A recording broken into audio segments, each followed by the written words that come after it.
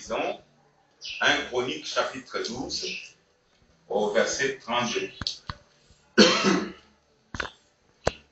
Nous rappelons que des fils d'Issachar qui savaient discerner les temps pour savoir ce que devait faire Israël. Les fils d'Issachar qui savaient discerner les temps pour savoir ce que devait faire Israël. Nous savons que Israël, c'est le peuple élu de Dieu par rapport à la promesse faite à Abraham.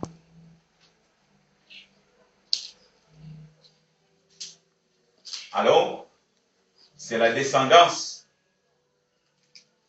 d'Abraham par laquelle le monde, les familles du monde entier seraient bénies. On nous dit que toutes les familles du monde seront bénies en toi et en ta postérité. Et je bénirai celui qui te bénira. Et je maudirai celui qui te maudira. Donc la postérité d'Abraham, nous avons vu, c'est celle qui devait être issue de ses entrailles. Amen. Donc, c'est en Isaac qu'a été nommé la postérité. Et Isaac aussi, lorsqu'il a grandi, il a aussi fait des enfants. Et on nous dit que c'est en Jacob que devait être, c'est Jacob qui était l'héritier des promesses faites à Abraham et à sa postérité. Amen. Donc, Isaac a hérité d'Abraham, la même promesse, et Jacob aussi a hérité la même promesse par Isaac. Et nous voici donc Jacob qui va se multiplier pour donner 12 fils. Et le 13e, c'était Dina. Donc, ces 12 fils, aujourd'hui, nous reconnaissons que c'est bien Israël, que nous appelons Israël. On a dit que j'ai aimé Jacob et j'ai haï Esaü. Amen. Donc, c'est un peuple que Dieu a choisi, que Dieu a élu d'avance. Et on nous dit que parmi ces 12 fils, nous voyons Issachar. Et on nous dit que Issachar, les fils d'Issachar, savaient discerner les temps pour savoir ce que devait faire Israël. Donc, le problème du temps, il y a un temps pour chaque chose. Amen.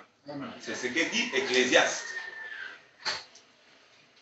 Quand on fait un bond chez Ecclésiaste, on nous dit qu'il y a un temps pour chaque chose. Ecclésiaste chapitre 3, au premier verset. Il y a un temps pour chaque chose. Donc, il y a un temps, mais à ce temps-là est fixé un événement ou une circonstance qui doit se manifester.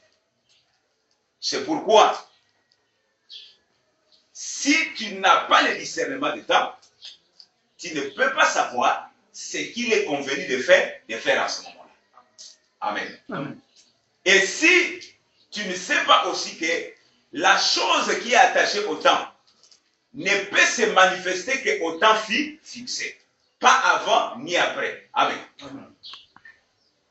C'est pourquoi les choses pour lesquelles nous sommes en train de voir sont des choses qui ont été déjà fixées d'avance. Amen. Amen. Et les bien-aimés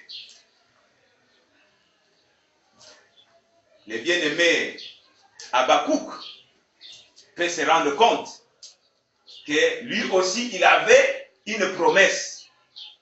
Mais Dieu lui rappelle que la chose que tu es en train de t'attendre, l'accomplissement de la vision, de la promesse que tu es en train d'attendre, c'est une prophétie dont les termes sont déjà fixés. Si elle tarde à s'accomplir, toi, tu dois attendre. Ça veut dire que si Habakkuk découvre le temps, s'il a la connaissance du temps, il saura qu'il y a une prophétie qui est attachée à ce temps. Amen. Amen. Et quand le temps arrive à son terme, nous voyons maintenant les comportements qu'un peuple élu doit tenir. Pour confirmer ça, nous voyons que la prophétie était liée aussi à un temps. Qu'une vierge sera enceinte. Amen. Amen. Et elle vous donnera un fils. Amen. Amen. Et on l'appellera Emmanuel. Amen. Amen. Et au temps fixé, on a vu aussi Marie de Magdala, qu'est-ce que je dis? Élisabeth est venue rendre visite à Marie. Amen. Amen. Pour lui annoncer une bonne nouvelle. Amen. Amen. Et nous étions là donc dans les termes de l'accomplissement de la prophétie. Et les choses que Dieu avait promises devaient donc s'accomplir. C'est pourquoi ce n'était pas de la volonté d'un homme, mais c'était le plan tracé par le Seigneur. C'est pourquoi Marie pouvait s'agiter, ou Joseph pouvait s'agiter de son côté, mais ce qui devait s'accomplir, c'est ce que Dieu avait établi. C'est pourquoi celui qui a fait la promesse est fidèle. Parce que ce que sa bouche déclare, ça met l'accomplir. Amen. Amen. C'est pourquoi on ne peut pas promener des regards inquiets lorsqu'on regarde la réalité du jour, lorsqu'on voit la réalité présente. Parce que si nous, on marche en regardant la réalité, on ne pourra pas marcher. Amen. Mais il faut avoir les regards sur la promesse. Parce que nous savons qu'il a l'autorité d'amener sa parole à l'accomplissement. Parce que sa parole n'est pas faillible. Amen. Amen. Toi et moi, on peut être limité par rapport au temps. C'est-à-dire que le temps fait que, bon, moi, mon âge est avancé, je ne peux pas atteindre l'accomplissement de mes propos. Amen. Amen. Ou la circonstance fait que, bon, je puisse quitter la terre. Mais Dieu, ce qu'il a déclaré, ça va toujours s'accomplir. Ça, c'est bon. Amen. Amen. C'est pourquoi Issachar, le fils d'Issachar, il savait discerner le temps pour savoir ce que devait faire Israël. Amen. Amen. Donc, bien aimé, s'il y a un temps pour chaque chose, nous devons savoir quel temps nous sommes. Amen. Amen. Quel temps nous sommes? Si c'est le temps de nous mettre en prière, il faut prier. Amen. Si c'est le temps d'écouter la parole, il faut écouter la parole. À ce moment-là, si tu ne le fais pas, tu es en dehors de la volonté du Seigneur. Amen. Amen. Alors, nous ne devons pas marcher en insensé. Parce qu'un homme insensé, c'est celui qui est privé de la connaissance. Amen. Amen.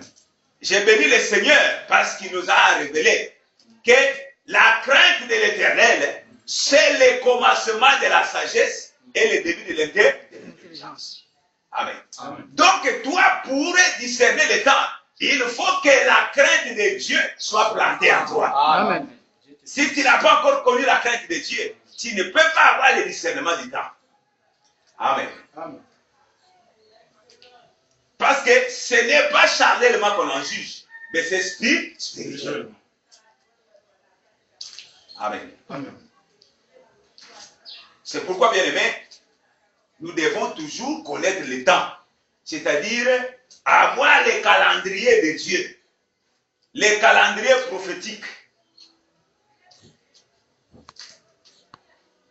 Pour savoir que Dieu avait prédit ceci. Alors, comme je suis en train de discerner l'accomplissement de ces choses, je vois l'accomplissement de ces choses, alors quelle doit être l'attitude d'un enfant de Dieu? Amen. Amen. Lorsque vous verrez ceci, quelle sera notre attitude à nous, fils de Dieu? Amen. Amen. Est-ce que je me laisserai emporter par les traits de ce monde? Ou bien j'aurai les freins? Parce qu'il est écrit qu'un peuple sans révélation, c'est un peuple qui marche sans frein. Amen. Amen. Donc, est-ce que les freins ici, c'est quoi? Ce sont les limites. Amen. que Dieu a fixées. Est-ce que je vais aller au-delà des limites ou bien je vais respecter les limites? Les gens précisent que celui qui va au-delà, plus loin de la doctrine, amen, Amen. plus loin de l'enseignement, il n'a pas Dieu. Amen. Amen. Donc il faut demeurer. Mais pour demeurer, il faut que tu sois des nôtres. C'est-à-dire qu'il faut que tu sois de Dieu. Si tu n'es pas de Dieu, tu vas aller au-delà. Amen. À cause des soucis de ce siècle, tu peux aller au-delà. À cause de la gloire, tu peux aller au-delà. À cause du péché, tu peux aller au-delà. Amen. Dieu soit loué. Alors, bien aimé dans le Seigneur, c'est pourquoi je connais un certain Joseph d'Arimathée. Il a vu que le corps du Seigneur était abandonné le soir de sa crucifixion. Amen. Amen. Parce que selon la promesse, quand un corps est pendu au bois, il ne peut pas rester pendu au bois. Sinon, ça va être une malédiction. Il faut le descendre. Amen. Amen. Alors, le corps du Seigneur était descendu, conformément à ce que disait la loi dans Deutéronome. Alors, le corps était là, il traînait, puisque c'était un objet de malédiction. Amen. Amen. Alors, un certain Joseph d'Arimathée a eu compassion, mais ça, c'est le corps de mon maître, Yehoshua. Amen. Amen. Alors, qu'est-ce que je dois faire? Je dois prendre ce corps-là et aller dans les tombeaux pour l'ensevelir. Amen. Amen. Parce que nous allons voir que tout cela aussi est conformément aux Écritures.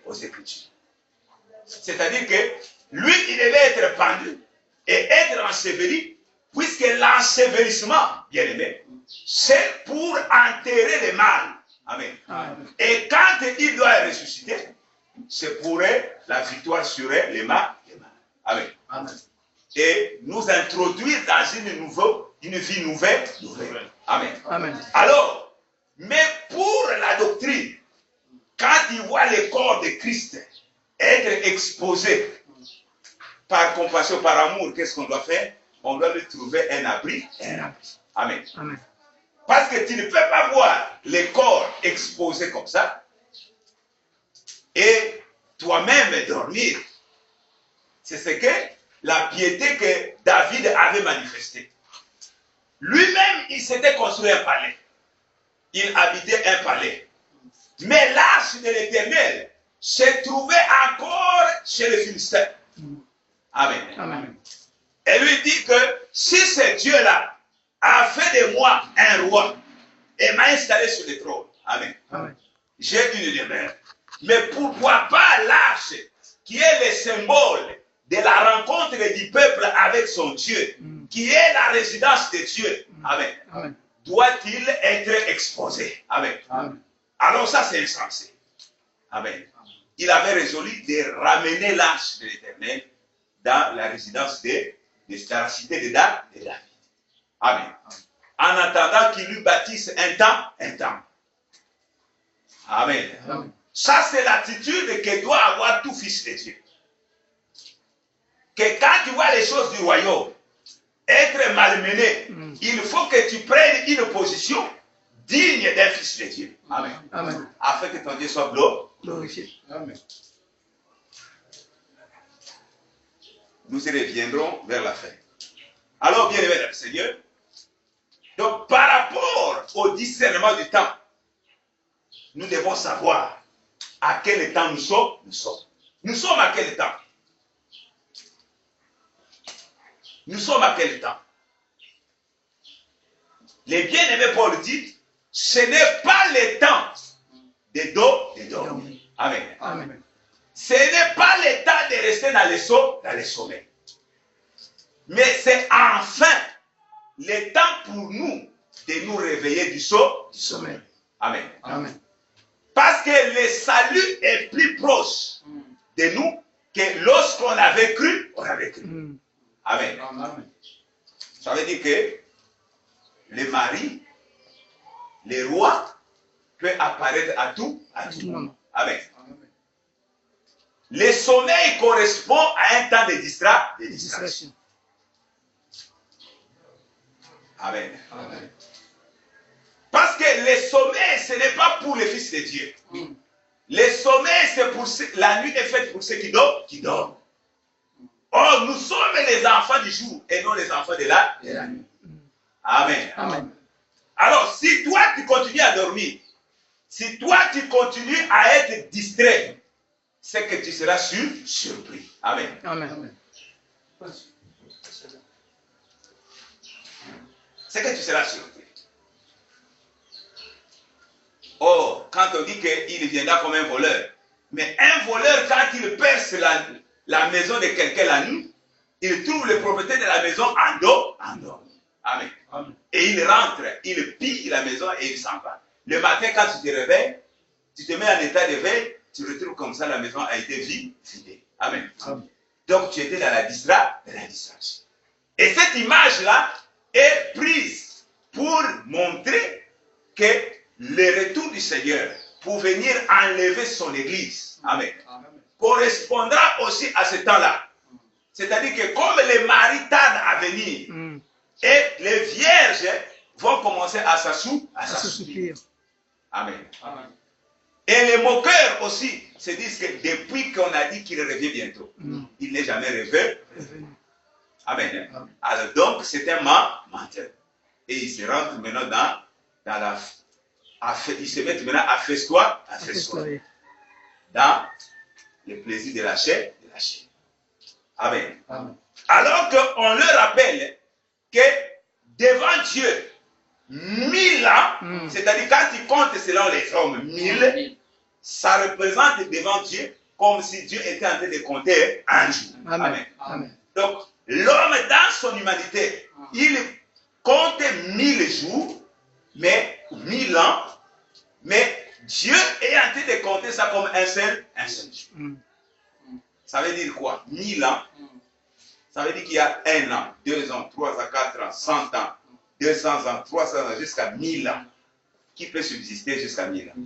Amen. Amen. Mais Dieu compte ça comme un jour. Ça veut dire quoi? Les mathématiques de Dieu, ce n'est pas comme les mathématiques des hommes.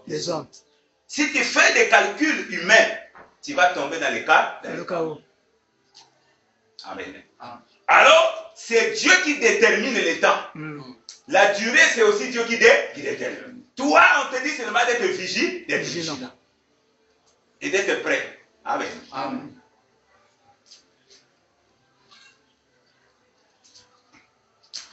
Alors, c'est pourquoi, bien aimé, nous revenons sur les fêtes de l'Éternel. Pourquoi? Parce que dans Lévitique, nous allons dans Lévitique chapitre 23.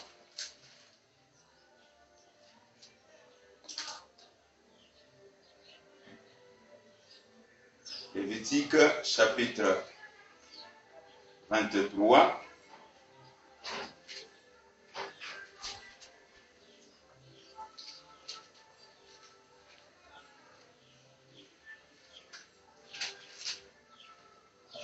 Lévitique chapitre 23, nous lisons, verset 1er.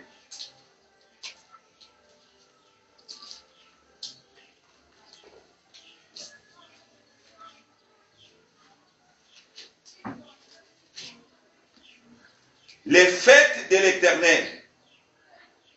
Non, l'Éternel parla à Moïse et dit, verset 2, parle aux enfants d'Israël et tu leur diras, les fêtes de l'Éternel que vous publierez seront des saintes convocations.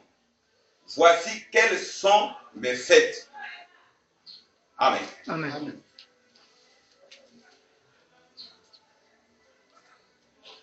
Voici quelles sont mes fêtes. Et au verset 3, on travaillera 6 jours, mais le 7e jour est le sabbat. Mais le 7e jour est le sabbat, le jour du repos. Il y aura une sainte convocation. Vous ferez aucun ouvrage. C'est le sabbat de l'Éternel dans toutes vos demeures. Voici, verset 4. Voici les fêtes de l'Éternel. les saintes convocations que vous publierez à leur temps fixé. Amen. C'est là où je voulais en venir. À leur temps fixé. Donc, celui qui a fixé le temps pour l'observation des fêtes, c'est lui-même l'Éternel Yahushua. Amen. Amen. C'est lui qui a fixé le temps. Et regardez ce qu'il dit. On nous dit, le premier, verset 5, le premier mois, le 14e jour du mois, entre les deux soirs, ce sera la Pâque de l'Éternel. Amen. Amen. Donc, le premier mois, le 14e jour, entre les deux soirs, ce sera la Pâque de l'Éternel. Vous voyez que ici, le calendrier qui est observé pour fêter les fêtes dites de l'Éternel, ce n'est pas le calendrier d'un homme. Amen. Amen. Mais c'est le calendrier que Dieu a fixé. Il a fixé les termes, il a fixé les périodes et les jours où Israël devait observer ces grandes solennités. Amen. Amen. Alors, donc, de cette fête de l'Éternel, nous voyons que c'était des grands signes prophétiques qui concernaient la vie de Jésus et son ministère. Mais aussi, nous avons rappelé que ça concerne aussi la vie de son Église, qui est son corps. Amen. Amen. Donc, si l'accomplissement de ces fêtes, nous les voyons dans la vie de Jésus et de son ministère terrestre, mais aussi, nous les voyons, ces accomplissements, nous les voyons dans la vie de l'Église, qui est son corps. Amen. Amen. Et nous avons commencé à rappeler, fête par fête, quel était l'accomplissement de ces fêtes dans la vie de Jésus, de son ministère et dans la vie de l'Église. Amen. Amen. Pourquoi, bien-aimés? Parce que nous avons rappelé que les 4 premières fêtes ont déjà trouvé leur accomplissement. Et les 3 dernières fêtes n'ont pas encore eu leur accomplissement prophétique. Amen. Amen. Et c'est là où ça doit nous s'interpeller. Pourquoi? Parce qu'on a vu que la fête de la Pâque, nous voyons aussi l'accomplissement dans la vie de Jésus et de son ministère. C'est-à-dire que le jour où les Juifs fêtaient leur Pâque, Jésus, qui est l'accomplissement de cette prophétie, de cette fête, a été livré. Amen. Amen. Donc on voit que la Pâque, nous voyons Jésus, agneau de Dieu, livré pour les péchés de l'humanité. Amen. Amen. Et nous voyons aussi que l'accomplissement dans l'Église, qui est son corps, nous voyons que nous aussi, notre vie a été sacrifiée. C'est-à-dire que nous mourons avec Christ. Amen. Amen. Amen. Et nous passons à la deuxième fête. Pourquoi mourir avec Christ? C'est pour notre justification. Amen. Notre esprit ou notre âme est justifié. Et deuxième fête, c'est la fête des pains sans levain. Nous voyons que cela marque la marche dans la sainteté. C'est-à-dire quoi? Le levain, c'est la présence du mal, du péché. Alors, comment peux-tu marcher avec le Seigneur avec une vie de désordre? C'est impossible. Amen. Amen. Mais pour avoir cette capacité de marcher dans la sainteté de Dieu, il faut qu'un agneau soit tué pour provoquer la rédemption. Amen. Amen. Et cette rédemption nous a franchi du péché pour nous introduire dans la sainteté de Dieu. Amen. Amen. Puisque nous avons perdu la vie de Dieu par le péché d'Adam. Amen. Tous son péché sont privés de ma gloire. Amen. Amen. Maintenant, pour être réconcilié avec Dieu, il faut que la mort de l'agneau soit consacrée. C'est-à-dire que Dieu était en Christ réconciliant le monde avec lui-même. Amen. Oh, Tu ne peux pas parler de purification sans la présence du sang. Amen. Amen. Parce qu'il est écrit que dans la loi, presque tout est purifié par le sang. Amen. Amen. Alors, quel sang devait purifier les ustensiles du temple? C'était le sang de l'animal. Amen. Amen. Et nous voyons Christ maintenant comme le vrai animal qui était sans défaut, sans péché. Comment est-ce qu'il a donné son sang? Amen. Amen. Pour nous purifier, nous laver. Amen. Amen. Alors, maintenant qu'il nous introduit dans la vie de Dieu, il nous fait participer à la nature de Dieu que nous avons perdue. Amen. Amen. Donc nous sommes Réconciliés. Amen. Amen. Et maintenant, il faut manifester cette vie nouvelle. Amen. Amen. Les choses anciennes ne sont pas sont enterrées. Et maintenant, tu es ressuscité avec le Seigneur. Donc c'est maintenant une nouveauté de vie.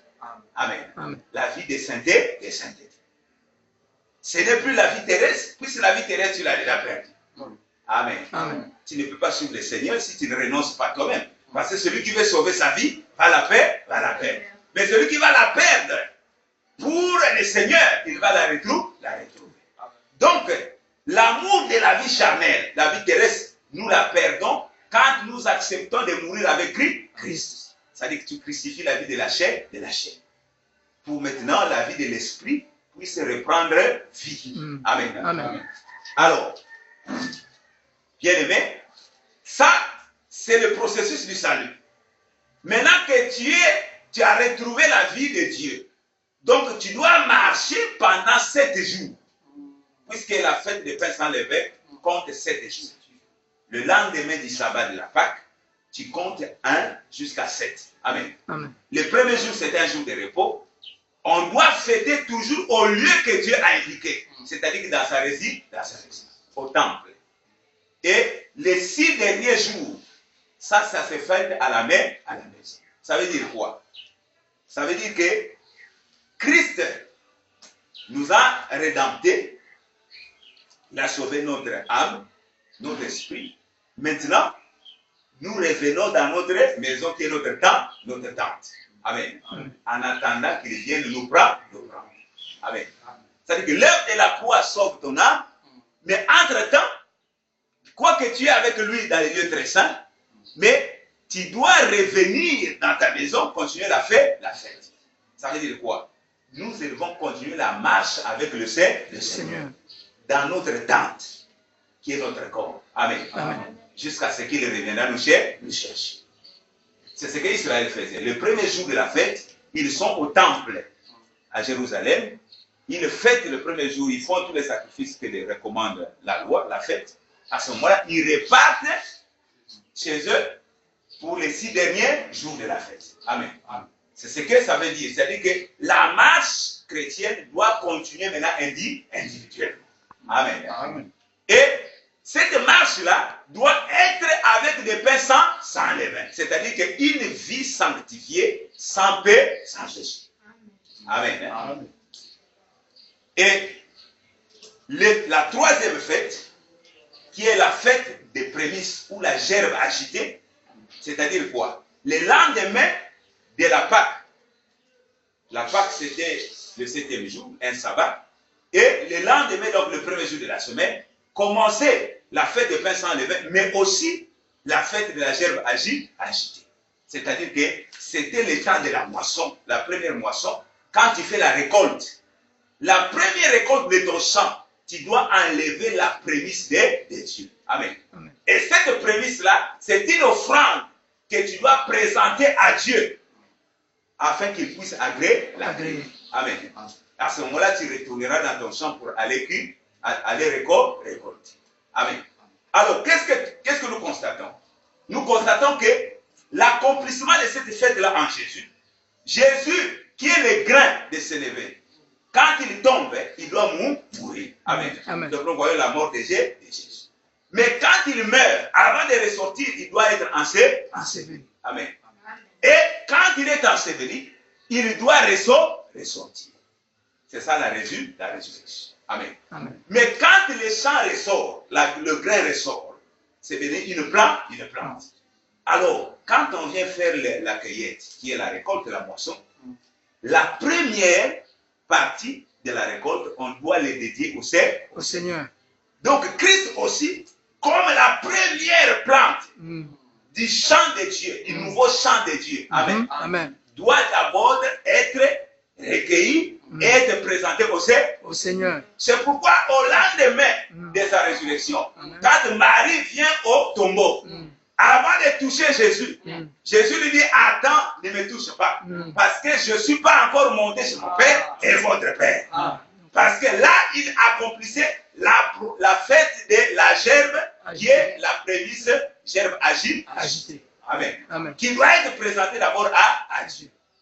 Amen. Amen.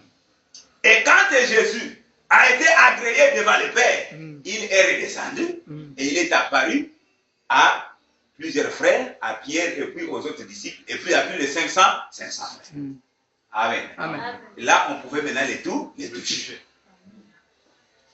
Amen. Alors, nous voyons maintenant, frères, que nous aussi, en tant que nouvelle création de Dieu, parce que nous sommes l'ouvrage de Dieu, ayant été créé par la parole. Puisque nous devenons une nouvelle création. Alors, la première des choses, c'est quoi? Quand on devient nouveau-né de Dieu, il faut d'abord s'approprier à Dieu. C'est-à-dire que tu deviens la propriété d'abord de Dieu. Amen. C'est pourquoi on dit que offrez vos corps comme un sacrifice vivant. Amen. Or, un sacrifice vivant, c'est celui qui a connu la nouvelle naissance. Parce que nous étions morts par nos offenses. Amen. Amen. Mais pour être vivant, il faut passer par la mort et la résurrection. Amen.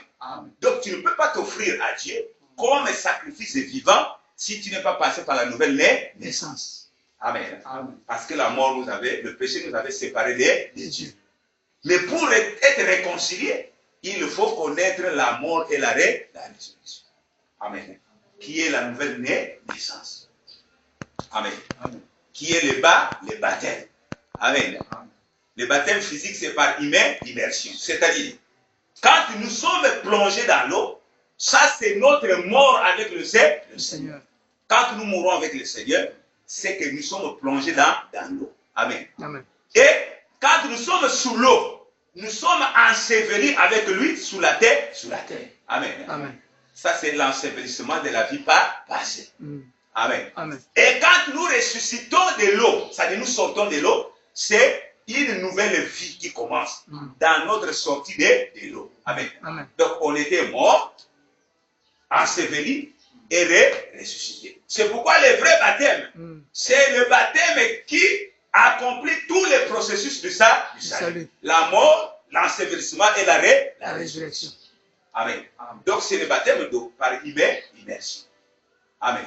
Tout autre baptême n'accomplit pas le processus de salut dans la vie du croyant. C'est pourquoi c'est des faux baptêmes. Amen. Amen. Que ce soit le baptême de goutte, que ce soit le baptême par drapeau, que ce soit par vous sauter le feu, ou je sais pas moi, dans une piscine. Amen. Amen. Ça, c'est des faux baptêmes. Amen. Parce que le baptême, ce n'est que la mort, l'ensevelissement et la résurrection. Amen. Alors, maintenant, frère, nous voyons aussi qu'à la fête des pains sans levain, pendant que Israël est sorti de l'Égypte, c'était le 14e jour du premier mois. On immole l'agneau, il mange, et le lendemain matin, Israël est sorti, délivré de la domination de l'Égypte. Amen. Amen. Et pendant qu'il sortait, c'était le 15e jour. Puisque le 14e jour, on immole l'agneau. Le 15e jour, donc le lendemain de la Pâque, le lendemain du sabbat, c'est la fête des pains sans levain. Donc le lendemain, nous voyons qu'ils étaient en train de traverser la mer Rouge. Amen. Amen. Or, pendant la fête des pains sans levain, ils traversaient la mer Rouge. Amen. La coutume, c'est quoi? Quand on fêtait la fête des pains sans levain, sur les pains qu'on devait consommer pendant 7 jours, les 3 premiers pains, on flagellait ces pains-là. Et puis, on était en train de les griffer. pour montrer que Christ à la croix devait être flagellé. Amen. Amen. On devait aussi le percer. Amen. Amen. Et on prenait le pain du milieu sur les toits, on prenait le pain du milieu, on devait l'enterrer. Amen. Donc on voit que cela montre aussi la mort de Christ, son ensevelissement et sa résurrection. Amen. Amen. Donc notre vie aussi en tant qu'enfant de Dieu, quand on fête la fête des pains sans levain, notre vie doit être ensevelie. C'est pourquoi on dit que les choses anciennes sont passées. Et toutes choses sont devenues nouvelles. Or, les choses passées là, c'est la vie de la chair, la vie du péché qui est ensevelie. Amen. Amen. C'est passé maintenant, c'est de l'histoire. Alors, tu ne peux plus ressusciter cette vie passée. Mais la vie qui ressuscite, c'est maintenant la vie de l'esprit. Parce que celui qui est mort en a fini avec le péché. Amen. Amen. Et quand on ressuscite, maintenant, on est attaché à la vie de Dieu. C'est pourquoi on a besoin maintenant de la quatrième fête, qui est la fête de la Pentecôte. Amen. Amen. Or, la fête de la Pentecôte, c'est maintenant la manifestation du corps de Christ, qui est consacré par la venue du Saint-Esprit. Amen. Amen. Or, notre Marie-Esprit. Amen. Amen. Parce que quand il est parti, il a fini avec la vie de la chair. Il devait maintenant rentrer dans la vie de la gloire. Amen. Amen. Donc, la vie de l'esprit. Mais quand il revient, il ne revient plus sur la forme physique. Amen. Amen. Il revient comme le Saint-Esprit. Donc, nous sommes unis avec lui en esprit par le Saint-Esprit. Comment est-ce qu'un Dieu saint, un Dieu sans péché, comment est-ce que tu peux être uni avec lui dans une vie charnelle? C'est impossible. Amen. Amen. Donc, notre relation avec Dieu, avec notre mari, c'est en esprit. C'est pourquoi nous crions Père. Mais toi, pour crier Père, il faut avoir le Saint-Esprit, qui est la capacité qui est donnée aux enfants de Dieu pour marcher avec leur mari. Amen. Amen. C'est pourquoi, dès que tu attristes l'Esprit de Dieu en toi, tu deviens faible. Tu ne peux plus avancer. Amen. Donc, la Pentecôte, qui est le lendemain du sabbat, donc le premier jour de la semaine, après la Pâque, tu comptes 7 sabbats. Et au 50e jour, qui est le 6 du mois prochain, donc c'est le mois de Nissan, et le mois prochain qui suivait, c'est-à-dire que 7 sabbats après, je crois que c'est 2 mois après, n'est-ce pas? 7 sabbats, c'est 2 mois après, non? Un sabbat à 7 jours. Un sabbat à 7 jours. Et 7 sabbats aura combien de mois? 2 mois. C'est ça, non? 50 jours après. C'est combien? 2 mois, non? 2 mois. Et après 2 mois, donc c'est maintenant la fête des Pentecôte, qui est aussi appelée fête de semaine ou fête de deux mains. Amen. Amen. Et pourquoi à la fête de Pentecôte, il y a la présence du levain? C'est à cette seule fête où on voit la présence du levain. Amen. Pourquoi? La simple raison, c'est quoi? C'est que notre âme est sauvée, notre esprit est sauvé, mais notre chair n'est pas encore sauvée. Amen. Donc l'œuvre de la croix, ça concerne le salut de l'âme. Amen. Et non le salut de la chair.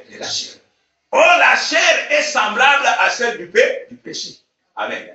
Donc c'est la faiblesse. Amen. C'est pourquoi à la fête de la Pentecôte, qui symbolise la venue du Saint-Esprit, mais le Saint-Esprit vient habiter dans un corps qui est encore semblable au péché. Amen. C'est pourquoi Jean dit que si tu dis que tu n'as pas péché, tu fais Dieu menteur. Et la vérité n'est point en toi. Amen. Parce que l'Esprit sauvé habite encore une tente qui n'est pas encore rédemptée. Donc la chair mène une guerre atroce contre notre âme. Amen. La chair nous sollicite tous les jours à faire sa volonté. Amen. Mais si tu as la puissance du Saint-Esprit, tu diras non à la chair et tu vas obéir à la volonté de Dieu, à la justice de Dieu. C'est pourquoi à la fête de la Pentecôte, nous voyons la présence du levain qui symbolise encore la tente qui n'est pas encore rédemptée. Amen. Et les deux pains, ce sont les deux peuples. C'est-à-dire une partie des Juifs et une partie des nations. Que nous formons le corps de Christ. Lui qui des deux n'en a fait que un. Amen. Amen. Mais il y a la présence du mal encore parce que nous devons parachever notre perfection. Amen. Amen. Amen. Mais quand on dit que c'est pas que j'ai déjà atteint la perfection, ça c'est par rapport à la marche. Parce que la chair nous retient toujours dans les futilités. Amen. Amen. C'est pourquoi nous avons besoin de la parole afin d'édifier notre âme, afin que nous puissions ressembler à Christ. Amen. Amen. Et maintenant, frère, que le Saint-Esprit qui est donné à la fête de Pentecôte, nous voyons aussi que les jours où les Juifs fêtaient leur Pentecôte, amen, les disciples étaient réunis dans une chambre haute. Ils persévéraient en prière. Et c'est soudain qu'un vent impétueux est descendu pour venir remplir tout ce qui était là à l'intérieur. Les 120 disciples qui étaient à l'intérieur. Amen. Amen. Donc on voit que l'accomplissement prophétique des 4 premières fêtes qui sont regardées comme les fêtes du printemps, amen. Amen. Nous avons que prophétiquement, ils ont trouvé leur accomplissement sur la vie de Christ et de son ministère. Amen. Amen. Maintenant, il reste les 3 dernières fêtes de l'automne qui se passent à partir du 7e mois. Amen. Amen. Alors que les 4 premières fêtes, ça passe au 1er et 2e mois de l'année juive. Amen. Amen. Amen. Amen. Alors, bien aimé, nous remarquons, frère, que ça correspond dans l'ombre. Quand Moïse descend de la montagne de Sinaï avec les 2 tables de pierre, Israël était au pied de la montagne en train de faire un veau d'or. Donc ils sont tombés dans l'îlot. Amen. Amen. Et quand Moïse est descendu, nous savons que les pierres étaient jetées par terre et brisées. Amen. Amen. Et cela, bien aimé, montre que à la première venue de Christ, Israël n'était pas prêt à recevoir la parole. Amen. Amen. Et ça correspondait à la mort de 3000 hommes qui étaient tombés. Parce que quand Israël retourne dans le camp, et Moïse va se tenir à la porte du camp, il dit que ceux qui sont à l'Éternel passent à ma droite. Amen. Amen. À l'Éternel, ceux qui sont à ma droite. Et les fils de Lévi sont passés à la droite. Amen. Amen. Et ils ont pris l'épée pour dire que chacun doit retourner dans le camp pour tuer son frère. Amen. Amen. Et Lévi est rentré dans le camp. Il a tué ce jour-là. Était tombé 3000 hommes dans le désert. Amen. Amen. Mais remarquez, frère, à cause de l'idolâtrie, ils sont tombés. Mais ça correspond aussi, frère, quand Israël fête la Pentecôte, c'est là aussi un rapport avec la descente de Moïse, avec les Torah, c'est-à-dire les 2 tables. Amen. Amen. Et maintenant, dans la réalité, nous voyons que nous fêtons aussi la venue de la vérité. Parce que Christ a dit que lorsque le consolateur viendra, il vous conduira dans toute la vérité. Donc, nous sommes au temps où la parole est révélée. Amen. Donc, la fête de Pentecôte pour nous correspond aussi à notre réjouissance à la révélation de la parole. Amen. Amen. Amen. Et quand la parole est venue à être révélée totalement, nous voyons Pierre a pris la parole ce jour-là. Et il a commencé à parler, à faire référence à la loi et au témoignage. C'est-à-dire que ce que Joël avait prophétisé, c'est ce qui s'est accompli partiellement. Amen. Et ce jour-là, bien aimé, plusieurs juifs et tous ceux qui étaient là ont posé la question, oh mon frère, qu'allons-nous faire? Parce qu'ils étaient vivement touchés par cette prédication. Et Pierre a dit, répandez-vous, soyez baptisés au nom du Seigneur Jésus, pour le pardon de vos péchés, et vous recevrez les dons du Saint-Esprit. Et chose qui était observée, on nous dit que ce jour-là, 3000 hommes s'étaient convertis. Donc, à la descente de Moïse, avec les 2 tables, 3000 étaient décédés, et au retour de la parole, nous voyons que 3000 sont convertis. Amen. Amen. Ça veut dire quoi? Dans la loi, ça a produit la mort, mais dans la grâce, ça a produit la résurrection. Amen. Amen. Et toutes ces fêtes, nous voyons leur accomplissement dans la vie de Christ et dans son ministère. Maintenant, les temps qui séparent la fête de Pentecôte et la prochaine fête des trompettes, ces temps-là passent 3 à 4 mois. Amen. Amen. C'est le temps où nous parlons de la dispensation de l'Église. Amen. Amen. Puisque la trompette, la fête des trompettes est liée à des événements. Il y a l'enlèvement et le retour du Seigneur. Amen.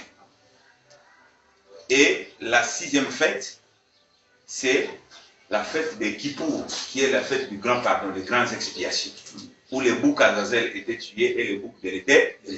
Amen. Amen. Et nous voyons la 7e fête, qui est la fête des tabernacles, qui va correspondre au millénium. Amen. Amen. Donc, on voit fête des expiations, ça c'est la repentance d'Israël.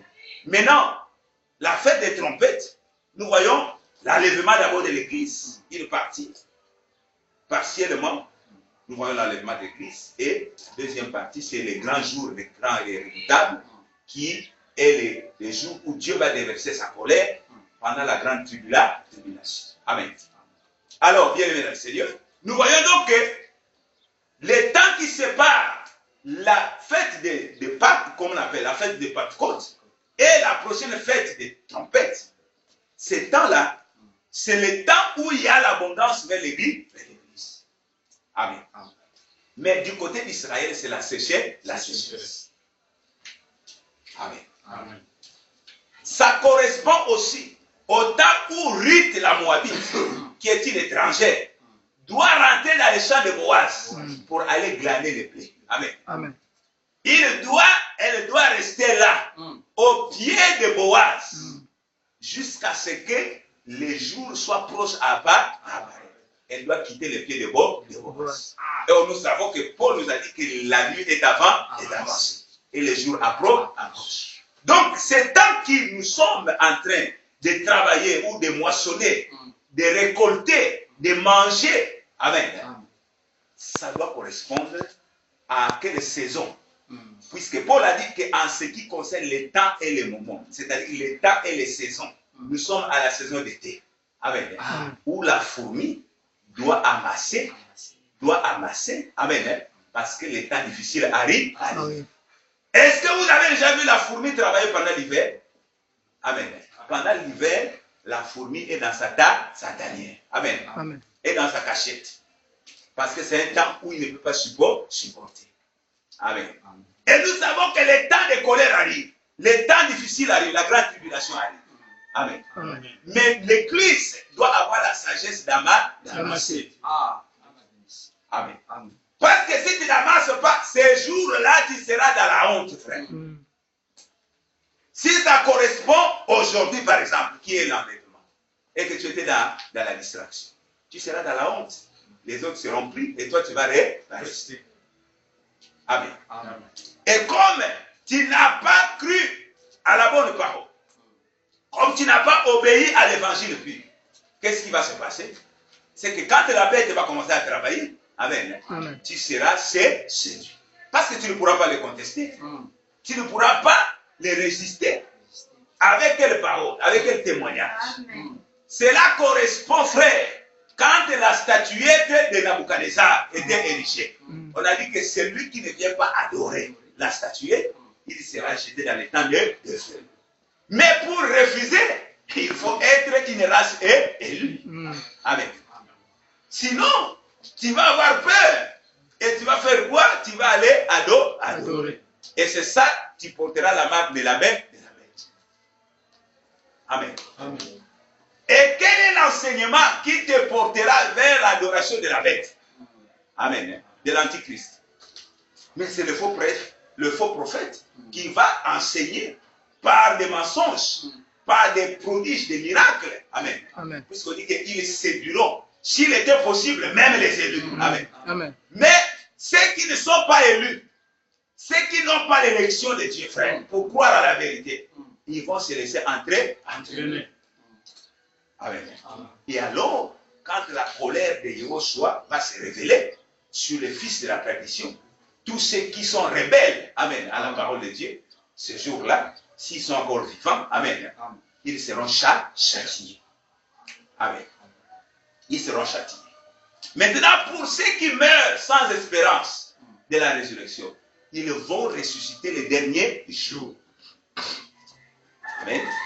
Les derniers jours, quand le grand trône blanc sera dressé pour faire que tous ceux qui n'ont pas marché conformément à la pensée de Dieu, conformément à la loi qui était inscrite dans leur cœur. Amen. Parce que Paul dit que pour ceux qui sont morts sans espérance, avant que l'évangile ne parcourt les extrémités de la terre, amen, ils seront jugés avec quelle loi? Amen. La loi de la conscience. Si dans ta conscience tu sais que ceci était mauvais, et tu le fais quand même, amen, alors Dieu te jugera conformément à la loi qui était établie dans ta conscience. Parce que chacun, quand il veut faire le bien, il sait que ça c'est le bien. Quand il veut faire le mal, il sait que ça c'est le mal. Amen. Donc il y a une loi qui est inscrite dans sa conscience. Et c'est par rapport à cette loi que ceux qui n'ont pas connu le temps de l'évangile seront jugés. Amen. Par rapport à ta propre loi, tu as l'enfreint. Amen. Tu l'as dit, bon, cette fois-ci, j'ai trop fait du bien, mais maintenant, cette fois-ci, je dois frapper. Amen. C'est toi-même qui avais établi la loi que, bon, moi, ceux qui viendront ici prendre l'eau, je ne vais jamais les chasser. Ils prendront gratuitement. Amen. Après un temps, quand tu dis, non, allez, sortez dehors. Amen. Tu n'as pas été juste jusqu'à là, à la fin, jusqu'au bout. Amen. Alors, donc, à la fête des trompettes, nous allons quand même parler sur ça pendant quelques minutes. Nous allons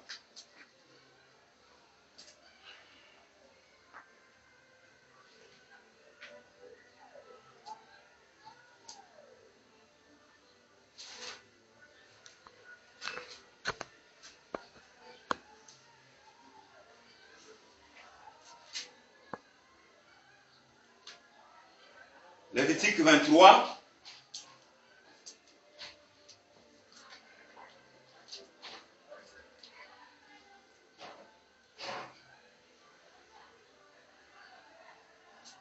À partir du verset 23 jusqu'au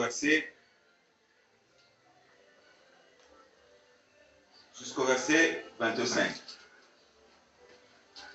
Lévitique 23, verset 23 jusqu'au verset 25. Nous allons lire.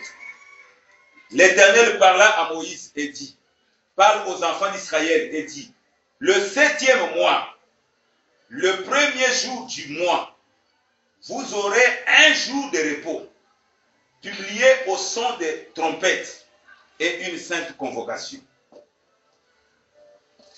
Vous ferez aucune œuvre servile et vous offrirez à l'Éternel des sacrifices consumés par le feu. Donc là, bien aimé dans le Seigneur, nous remarquons que au jour de la fête des trompettes, nous voyons que c'est le 7e mois de l'année juive. Amen. Le calendrier juif, le 7e mois correspond à la fête des trompettes. Et on nous dit que c'est le premier jour du 7e mois. Amen. Amen. Alors, nous avons rappelé aussi, frères, que vous ne ferez aucune œuvre servile, c'est-à-dire que vous ne serez pas en train de travailler. On dit que tu travailleras 6 jours et le 7e jour tu vas te reposer. Donc, vous ferez aucune œuvre servile, ça correspond au jour du sabbat. Amen. Donc, dans toutes les fêtes, leur début c'est un jour sans travail. Amen. Donc, le sabbat devient comme le piédestal, c'est-à-dire que ça devient comme un pivot de toutes les fêtes. Amen. Dans toutes les fêtes qui sont fêtées, les jours où la fête est célébrée, c'est toujours un jour où vous ne ferez aucune œuvre servile. Donc un jour de repos. Donc on voit que le sabbat de l'Éternel, c'est un jour pivot.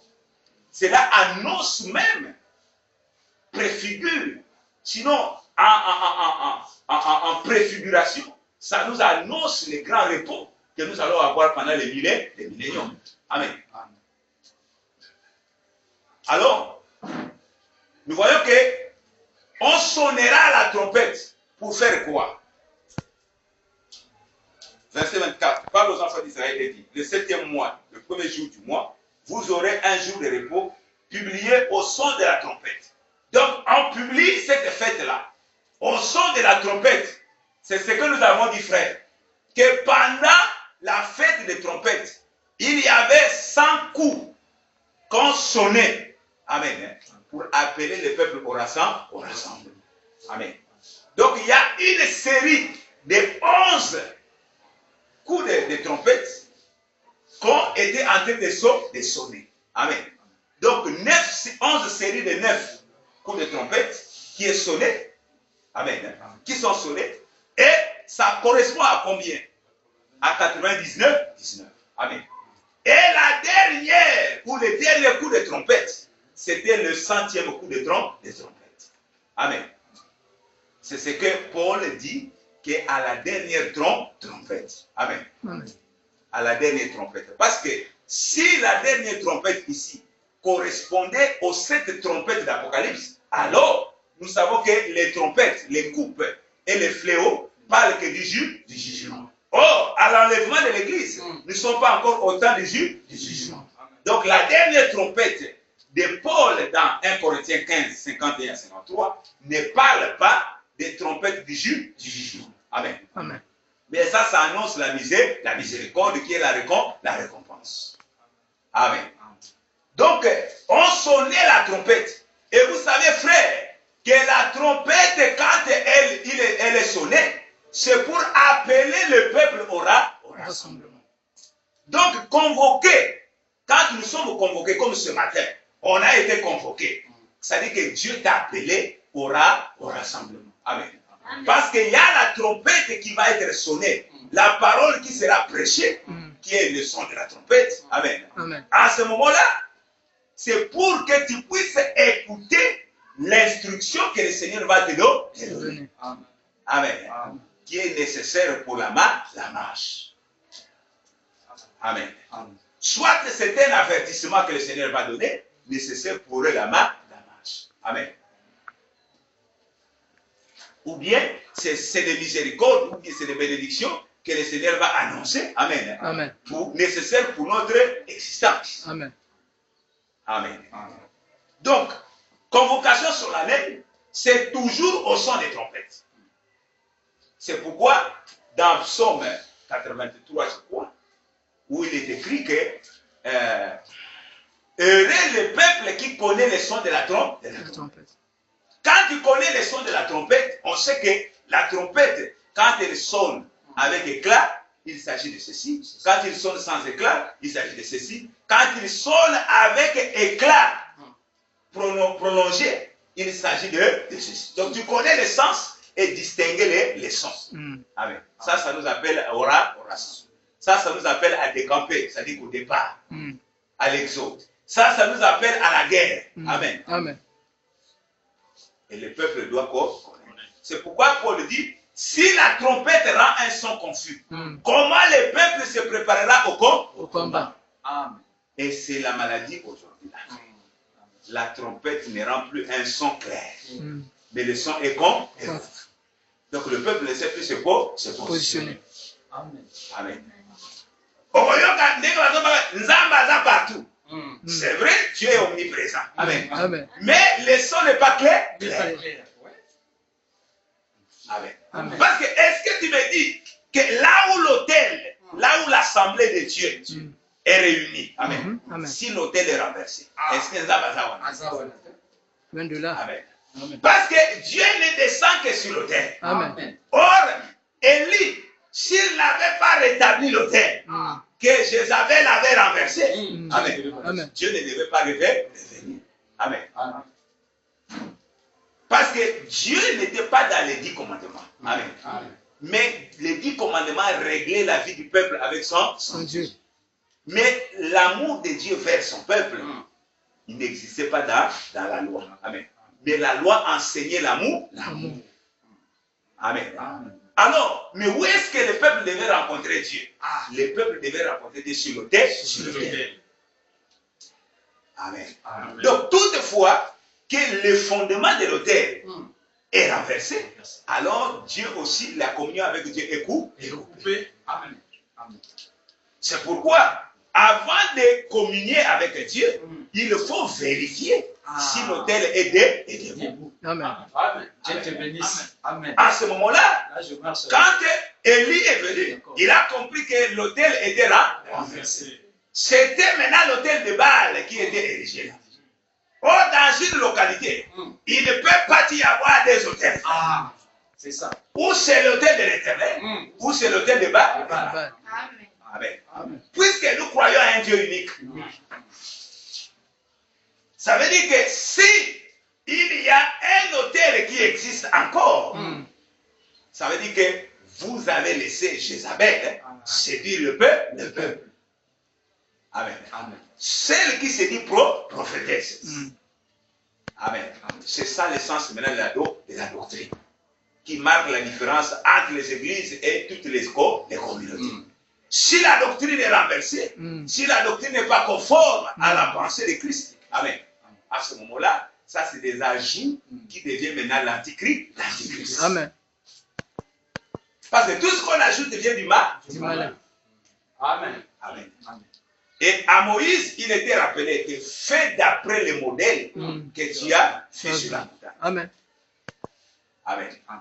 Donc là aussi, on peut dire encore quelque chose. C'est-à-dire que nos bonnes intentions ne peuvent pas trouver de l'audience devant Dieu, frère.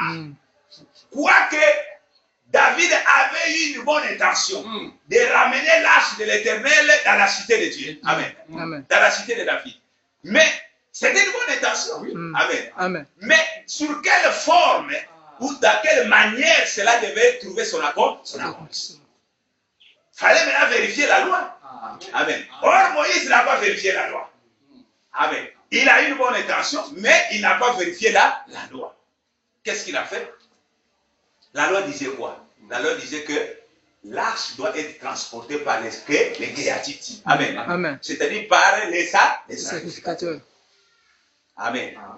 Et ils doivent les porter sur les barres de l'arche. Amen. Mais qu'est-ce que David a fait? Il a fait un char avec les bœufs et il a placé l'arche. Et l'arche maintenant était transportée par les chevaux, plutôt par les bœufs, par les veaux. Amen. Et quand les veaux marchaient, et voilà, le char va maintenant être basculé. Et quand le char a basculé, l'arche aussi ne veut pas partir. Et Uza, qu'est-ce que Uza va faire? Uza va venir pour aider l'arche. Amen. Amen. Dès qu'il a aidé, seulement à empêcher que l'arche puisse tomber, et Dieu l'a tué sur le champ. Amen. Amen. Alors, cela a vraiment attristé David, et il a eu très peur. Il a réfléchi, mais qu'est-ce qui se passe? Quand ils ont consulté Dieu, ils ont vu, c'était le procédé qui ne correspondait pas au plan de Dieu. Et maintenant, à la prochaine fois, 3 ans plus tard, il doit maintenant faire selon la loi.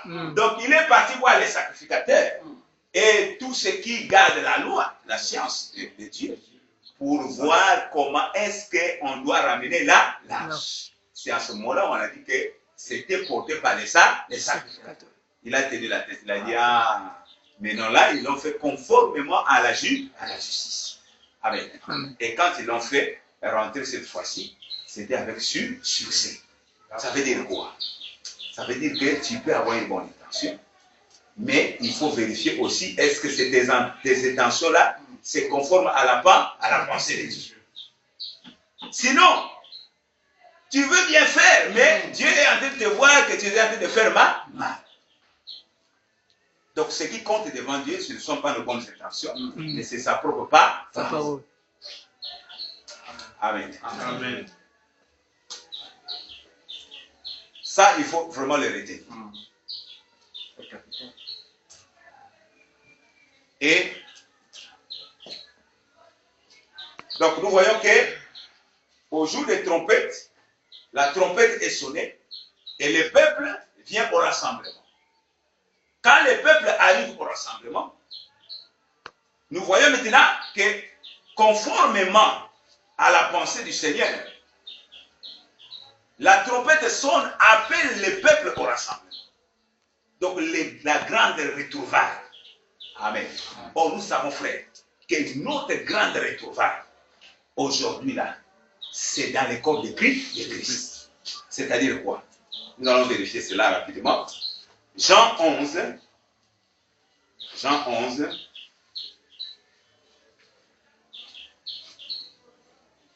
Jean 11.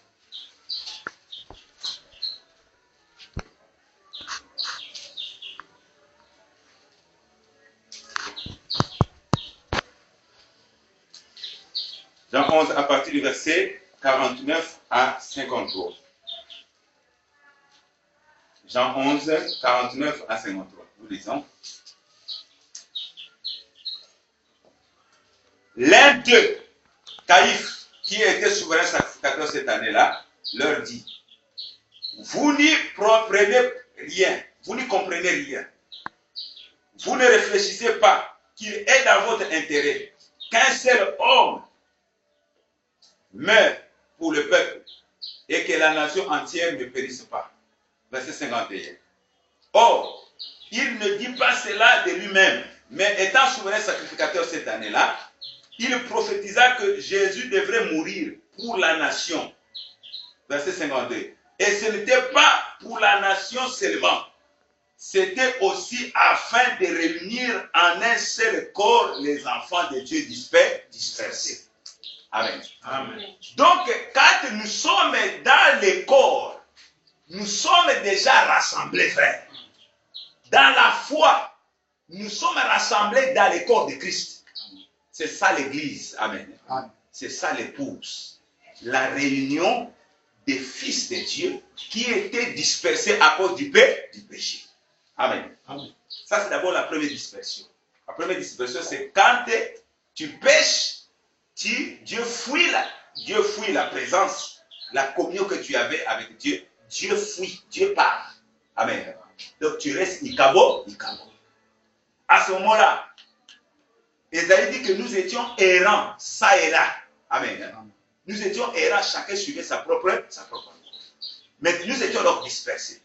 Maintenant, quand Christ meurt, il vient rassembler tous les enfants de Dieu qui étaient perdus. Amen. Donc, tout ce qui était peut-être parti comme dans la réalité comme ça là, on voit qu'un événement se passe ici, les gens se dispersent. Chacun suit son chemin. Mais là, quand on dit que bon, mais voilà, la guerre est terminée. Amen. Quand on revient encore se retrouver, c'est dans la joie de retrouver un frère, une sœur qui était perdu. Amen. Amen. Donc nous aussi, nous avons perdu notre joie.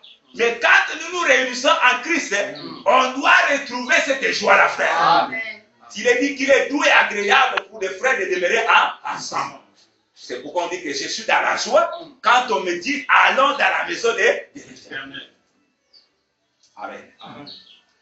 Parce qu'on va retrouver ensemble notre repas. Ce qui fait notre bonheur, ce qui fait notre joie. Frère, ça nous rappelle les jours d'autrefois, les jours de l'éternité.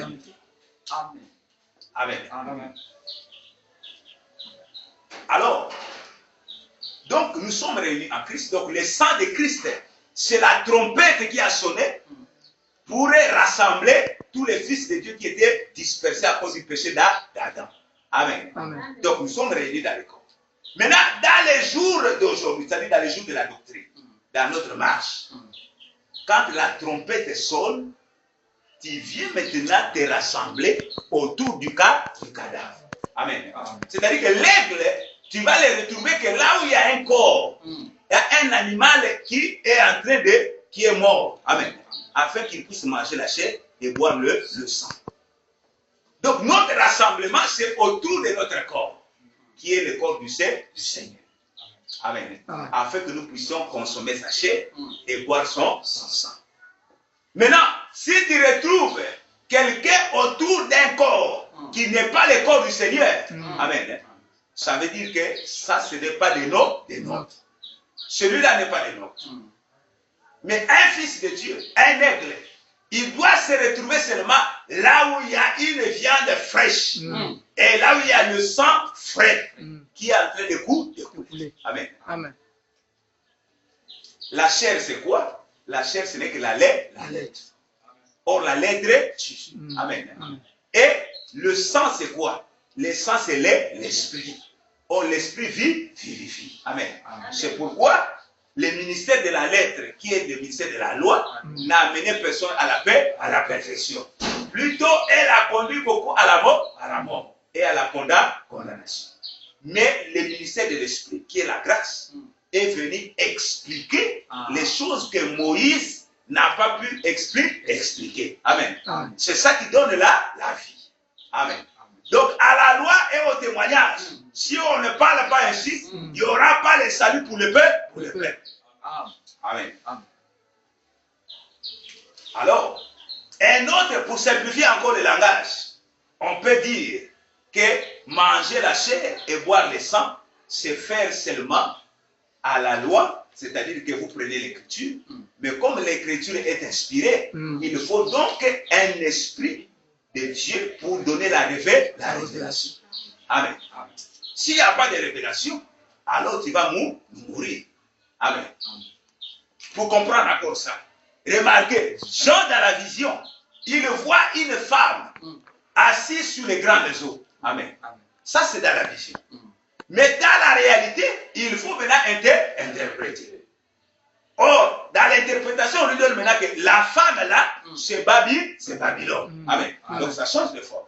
C'était une femme physique, mais dans l'interprétation, ça devient maintenant Babylone. Amen. Quand on descend encore Babylone, ça devient une religion. Et là, on vous dit sortez du milieu d'eux. Amen. Parce que là-bas, frère, il y a Jézabel qui est en train d'enterrer le peuple. Amen. Maintenant, dans l'interprétation, on dit encore que les eaux là, ce sont les foules, les peuples, les langues. Amen. Mais et pourtant, c'était les eaux. Mais on nous dit maintenant que c'est l'ensemble des peuples, des langues et des foules. Amen. Donc, dans l'interprétation, ça présente autre chose. Amen. Mais par contre, dans l'interprétation, l'eau aussi peut parler sur la parole. Amen. Est-ce que tu comprends? C'est pourquoi on dit que si tu ne manges la chair et bois le sang, tu n'auras pas la vie. Amen. Alors, ça c'est une chose bien. On nous appelle au rassemblement. Donc, premier rassemblement dans les corps de Christ. Amen. Aujourd'hui, nous sommes plusieurs, mais nous formons un seul corps. Et le Fils de Dieu, ce n'est pas seulement votre assemblée. Parce qu'aujourd'hui, il y a un levain qui est en train d'être véhiculé, que ceux qui sont fils de Dieu, seulement les gens qui fréquentent votre assemblée. Amen. Amen. Non, c'est les gens qui croient à la même parole que vous. Amen. Qu'ils soient en France, qu'ils soient en Amérique, qu'ils soient partout. Mais s'ils croient à la véritable parole, la parole transmise par les apôtres au fondement, à ce moment-là, c'est vos frères. Amen. Mais les hommes de Dieu, comme ils veulent embarquer les peuples, et ils mettent des barrières, ça devient des dénominations. Amen.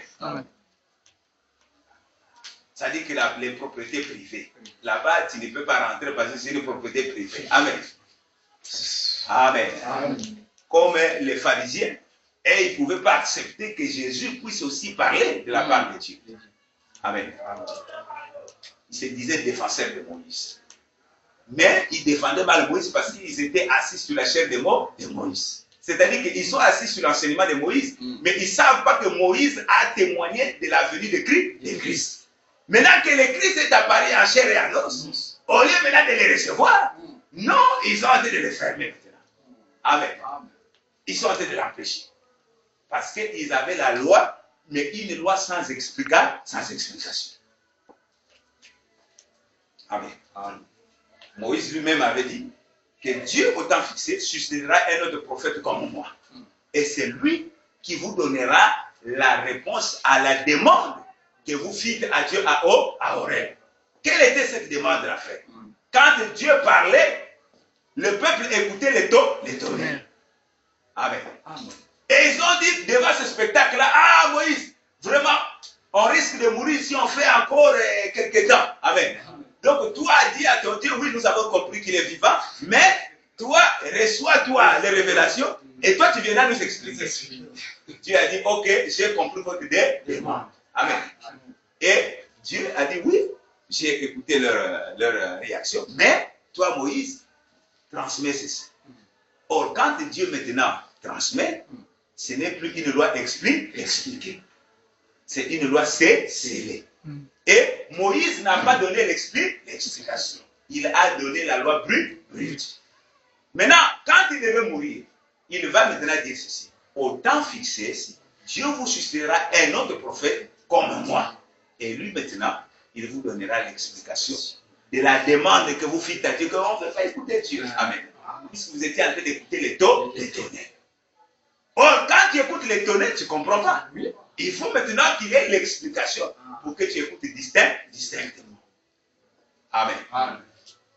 Et donc, la parole, c'est aussi les tonnerres quand elle n'est pas expliquée. Amen.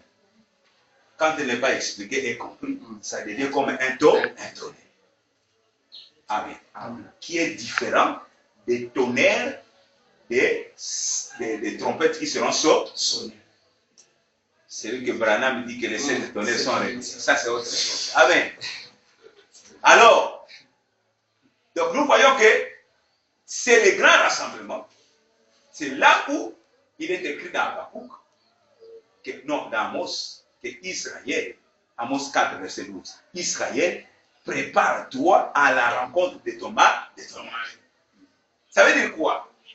Le premier rassemblement a eu lieu parce que la première trompette a été sonnée, qui est le sang de Christ. Amen. Ça nous a rassemblés. Dans les jours des hommes, la trompette qui sonne pour le rassemblement, c'est la parole qui est prêchée. Amen. C'est ça la trompette que le peuple est en train d'écouter et vient au rassemblement, en assemblée, pour écouter la trompette. Maintenant, l'autre trompette qui va être sonnée, celle-là, c'est pour la résurrection de ceux qui sont décédés avec l'espérance de retrouver le Seigneur ainsi. Amen. C'est-à-dire, toi et moi aujourd'hui, nous espérons en Christ. La Bible dit que si Christ n'était pas ressuscité d'entre les morts, notre foi serait vaine. Amen. Ça veut dire quoi? Pourquoi tu dois croire à Christ? Pourquoi tu dois te priver des plaisirs de la chair? Pourquoi tu dois faire du bien aux gens pour qu'à la fin, tu ne sois pas récompensé? Amen. Donc, ce serait une vaine chose. Je préfère pour moi faire comme les autres aussi, puisque mangeons et buvons car demain nous mourrons. Si la finalité c'est la mort, alors moi je vais pas prier. Mais si la finalité ce n'est pas seulement la mort, mais il y a encore après la mort beaucoup de choses. Amen. Donc, je dois me préparer pour aller rencontrer le Seigneur pour ma récompense. C'est pourquoi tous ceux qui dorment aujourd'hui là, avec l'espérance de la résurrection, puisque si Dieu a ressuscité Christ d'entre les morts, croyons aussi qu'il nous ressuscitera d'entre les morts. C'est pourquoi Paul parle qu'à la dernière trompette, ceux qui sont décédés, en un clin d'œil, ils vont revenir à la vie. Amen. Et ceux qui seront restés en vie en ce temps-là, ils seront changés, transformés, c'est-à-dire qu'ils vont laisser ces corps d'humiliation, puisqu'on dit que la chair et le sang n'héritent pas le royaume. Donc, ils vont quitter cette tente d'humiliation pour revêtir les corps de gloire. Et ensemble, avec ceux qui étaient décédés en Christ, ils reviendront à la vie et nous irons à la rencontre du Seigneur dans les airs.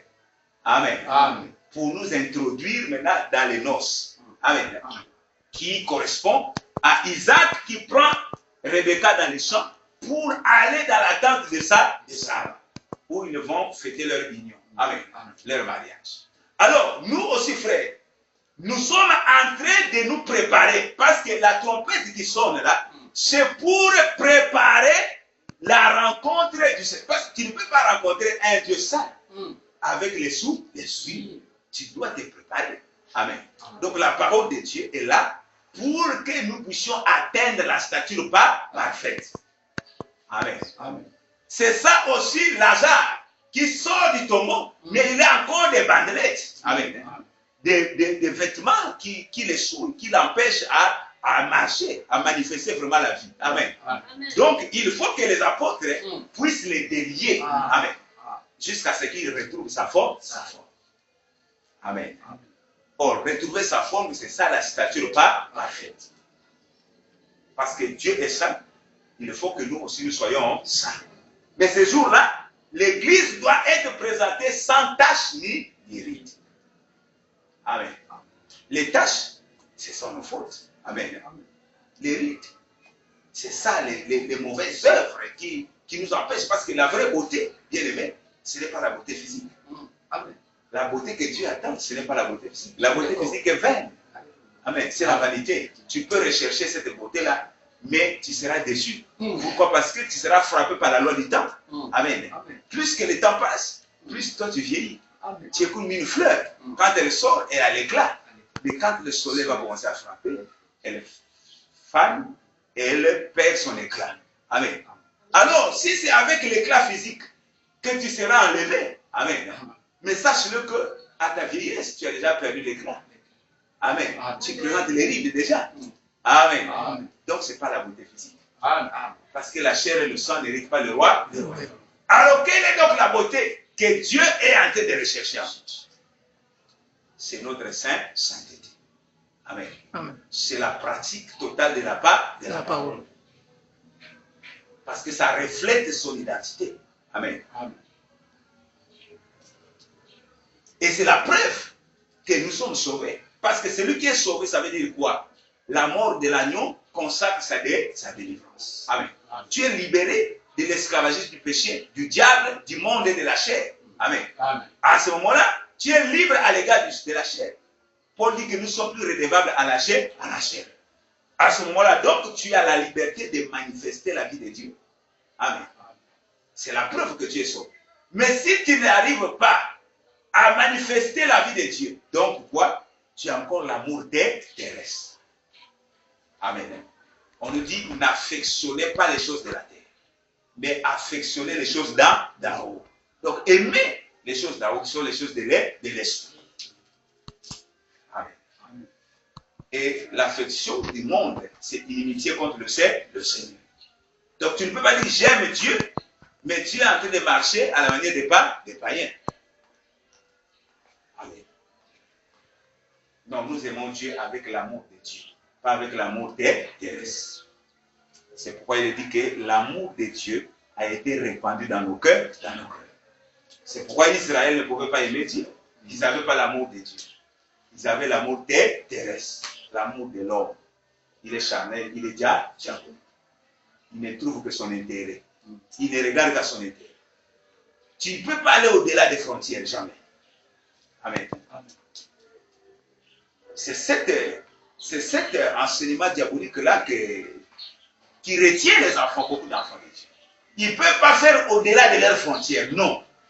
Ils sont là sectaires. Amen. Mais si on lui dit que son enfant est hospitalisé, même 1 million, il va dépenser. Amen. Pour sauver la vie de cet enfant. Chose qui est normale. Amen. Mais quand on lui dit qu'il y a l'œuvre de Dieu, est-ce que tu peux donner 1 million? Est-ce que tu peux mon quantité? On va faire les appels d'offres. Amen. Il trouve que c'est pénible. Pourquoi? Parce qu'il n'a pas son intérêt. Amen. Donc il n'a pas encore compris. Amen. Il ne prend pas encore la distance sur l'âge. Il est esclave de l'âge. Amen. Alors, bien aimé dans le Seigneur.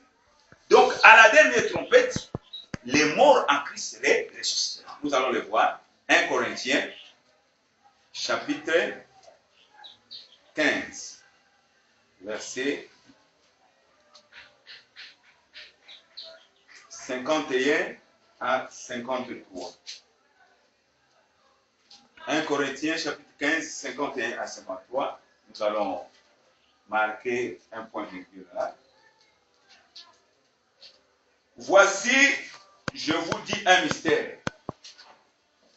Nous ne mourrons pas tous, mais tous nous serons changés. En un instant, en un clin d'œil, à la dernière trompette. La trompette sonnera et les morts ressusciteront incorruptibles. Et nous, nous serons changés. Car il faut que ce corps corruptible revête l'incorruptibilité et que ce corps mortel revête l'immortalité. Amen. Donc nous voyons que ceux qui sont décédés aujourd'hui, il peut arriver que l'heure de ton départ sonne. Ah, on était avec le frère hier, mais il est parti. Amen. Amen. S'il est mort dans la justice, dans la foi authentique, Amen. Amen. C'est-à-dire qu'il est parti avec l'espérance de la résurrection. C'est pourquoi il est écrit que heureux dès à présent ceux qui se reposent dans le Seigneur, car leurs œuvres les suivent. Amen. Amen. Vous savez, à la fin du discours de l'Ecclésiaste, lui, il a sondé tous les plaisirs, toutes les choses qui se passent sur la terre. Il a dit, vanité des vanités, tout est vain, tout est vanité. Vous voyez dans la fin du dernier chapitre de l'Ecclésiaste, vous allez vérifier ça. Alors, il dit ceci. Il dit que ce qu'il recommande, que de craindre Dieu et d'observer ses commandements. Parce que Dieu appellera tout homme en jugement. Amen. Donc Dieu va juger les œuvres que nous avons faites en bien ou en mal. C'est pourquoi on dit qu'on ne se moque pas de Dieu. Tout ce qu'un homme aura fait, il va le moissonner. Amen. Donc tu ne peux pas t'échapper. Tous ceux qui se disent aujourd'hui roi, spécial, ou je ne sais pas moi, ils sont donc hors du commun, extraordinaires. Non, c'est en vain. Ils sont en train de tromper seulement les gens. Amen. Mais ils ne peuvent pas tromper le ciel. Parce qu'il est le Dieu des esprits de toute chair. Il est le créateur du ciel et de la terre. Donc tu ne peux pas l'échapper. Tu ne peux pas t'échapper de lui. Ce qui va s'accomplir, c'est ce qu'il avait arrêté d'avance. Amen. Amen. Alors, donc, moi qui suis en train de croire à la parole prochaine, parce que pour nous, la crainte de Dieu, craindre Dieu, c'est la foi respectueuse, la confiance respectueuse que nous avons envers le Seigneur. Et la foi est toujours accompagnée des œuvres. Ça veut dire quoi? Tu as cru au Seigneur, mais la foi doit toujours pratiquer la parole. C'est ça les œuvres maintenant, le comportement. Amen. Donc, les comportements, soit en bien ou en mal. Mais on nous dit que si tu travailles pour le Seigneur, c'est-à-dire si tu pratiques la parole, la foi avec les œuvres, c'est la pratique. Tu as cru, Dieu te dit ceci, oui, tu pratiques. Donc, la pratique ne peut pas rester sans récompense. Dieu n'est pas injuste. Tout ce que nous aurons fait, Dieu va nous les récompenser. Soit dans ce présent siècle, puisque nous avons des promesses. La promesse qui est attachée au présent siècle et la promesse du siècle à venir. Donc, pour les siècles à venir, nous savons la récompense qui nous attend. Amen. Nous allons retrouver les maris et nous serons toujours dans la joie. Il essuiera nos larmes, nous passerons l'éternité. D'abord les milléniums avec lui. Non, d'abord les noces, les milléniums et puis l'éternité. Amen. Ça, c'est des bénédictions, des grandes récompenses que personne ne peut nous l'arracher. Amen. Il ne peut pas nous ravir les prix de notre course. Non, il faut refuser ça. Amen. Amen. Maintenant, pour la vie présente, mais Dieu nous comble de beaucoup de grâce. Amen. Dieu nous comble de beaucoup de grâce. Vous savez bien aimé, la domination sur les œuvres du diable. On dit que je vous ai donné le pouvoir de marcher sur les serpents, les scorpions et sur toute la puissance de l'ennemi. Qui peut aujourd'hui faire résister à un démon? Qui peut résister? Personne. Personne. Ceux qui sont encore dans les coutumes et ils croient que c'est l'oncle qui les garde. Ah, quand notre oncle est encore vivant, quand tu peux me faire quoi? Hein, tu connais ma famille, Amen. Ils croient encore au totem, à l'idolâtre. Parce qu'on dit que les uns s'appuient sur leur charge et d'autres sur leur chiffre. Amen. Ils s'appuient sur les totems, ils s'appuient sur les fétiches, ils s'appuient sur les relations. Amen. Mais nous invoquons le nom de Yahushua.